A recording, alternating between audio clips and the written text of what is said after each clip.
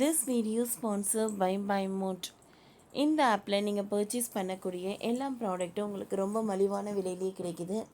இதில் நிறைய offers and coupons provide பண்ணுறாங்க. ஸோ இதோட லிங்க் உங்களுக்கு டிஸ்கிரிப்ஷனில் கொடுக்குறேன், யூஸ் பண்ணி பாருங்கள்.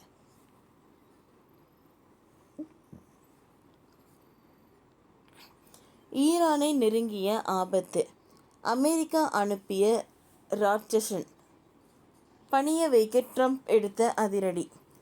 ஈரானின் அணு ஆயுத தயாரிக்கும் திட்டத்தை முடக்கும் வகையிலான ஒப்பந்தத்தில் கையெழுத்திட அமெரிக்கா வலியுறுத்தி வருகிறது. இது தொடர்பாக ஈரான் அமெரிக்கா இடையே முதற்கட்ட பேச்சுவார்த்தை நடந்துள்ள நிலையில் வரும் 19ஆம் தேதி இரண்டாம் கட்ட பேச்சுவார்த்தை நடக்க உள்ளது. இதில் உடன்பாடு ஏற்பட்டு ஒப்பந்தம் கையெழுத்தாகிவிட்டால் ஈரான் மீது இராணுவ நடவடிக்கையை தொடங்கவும் தயங்க மாட்டேன் என்று டொனால்ட் ட்ரம்ப் வார்னிங் கொடுத்துள்ளார்.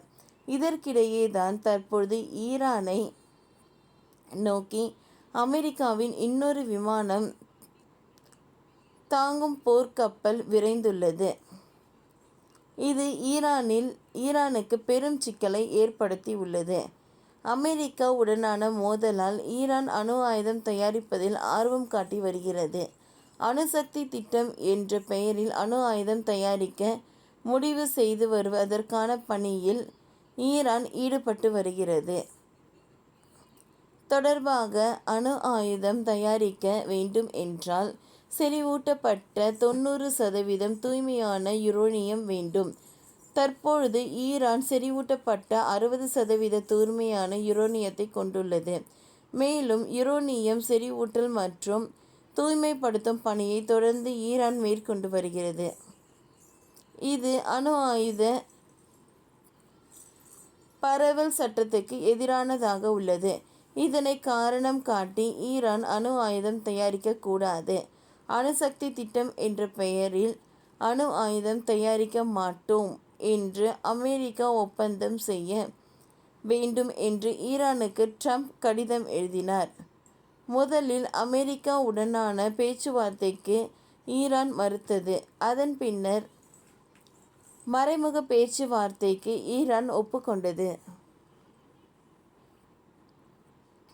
இதையடுத்து கடந்த 12ஆம் தேதி இரு நாடுகளுக்கு இடையே பேச்சுவார்த்தை நடந்தது. ஓபன் தலைநகர் மஸ்கட்டில் நடந்தது. அமெரிக்காவின் சார்பில் மத்திய கிழக்கு நாடுகளான சிறப்பு தூதுவர் ஸ்டீவ் மற்றும் ஈரான் சார்பில் அந்நாட்டின் வெளியுறவுத்துறை அமைச்சர் சையத் அப்பாஸ் ஆகியோர் பங்கேற்றனர். ஓமன் வெளியுறவுத்துறை அமைச்சர் மத்தியஸ்தம் செய்தார். இந்த பேச்சுவார்த்தை ஆக்கப்பூர்வமாக நடந்ததாக இரு நாடுகளும் அறிவித்தன. ஆனால் எந்த ஒப்பந்தமும் மேற்கொள்ளப்படவில்லை.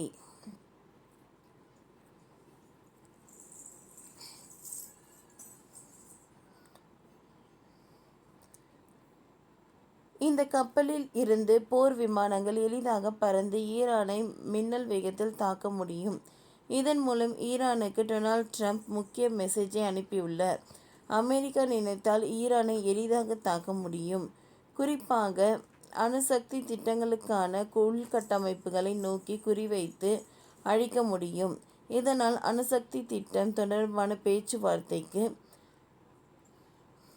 உடன்பட வேண்டும். வரும் 19ஆம் தேதி இத்தாலி தலைநகர் ரோமில் நடக்கும் பேச்சுவார்த்தையில் ஒப்பந்தம் கையெழுத்திடப்பட வேண்டும் என்பதை மறைமுகமாக கூறும் வகையில் டொனால்ட் ட்ரம்ப் இந்த நடவடிக்கையை எடுத்துள்ளார். இதனால் இரு நாடுகளுக்கும் இடையே மீண்டும் பதற்றம் அதிகரித்துள்ளது. ஓகே ஃப்ரெண்ட்ஸ், இந்த வீடியோ உங்களுக்கு பிடிச்சிருந்ததுன்னா லைக் பண்ணுங்கள், ஷேர் பண்ணுங்கள், சப்ஸ்கிரைப் பண்ணுங்கள். தேங்க்யூ.